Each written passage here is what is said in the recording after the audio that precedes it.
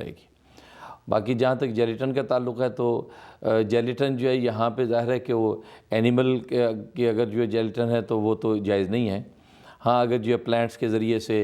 اگر وہ جیلیٹن حاصل ہوئی ہے یا کوشر ہے تو اس میں گنجائش ہے کہ وہ آپ استعمال کر سکتے ہیں، ورنہ باقی یا آرٹیفیشل ہے وہ استعمال کر سکتے ہیں۔ یہ اکثر لکھا ہوتا ہے ان کے باہر جی کہ وہ آیا یہ جو ہڈیوں سے آتی ہے جیلیٹن، جی کہ آیا وہ اینیمل سے ہے یا دوسرے نیچرل جی بالکل تو یہ لکھا تو ہوتا ہے۔ اینیمل سے اگر ہوگی تو اور حضرت جو دوائیوں کے بارے میں پوچھا جس ہاں میں دوا کا جو پوچھا ہے کہ دواؤں کے اندر جو الکوہل، اس میں کہ اگر نان الکوہلک دوائیں میسر نہیں ہیں یا موجود ہی نہیں ہیں مارکیٹ میں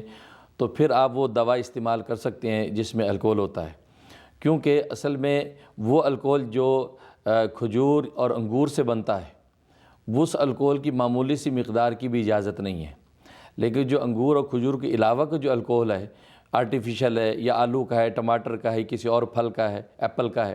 تو وہ الکوہل کی اتنی مقدار جائز ہوتی ہے فقہاء کے نزدیک کہ جس سے نشہ نہ آئے،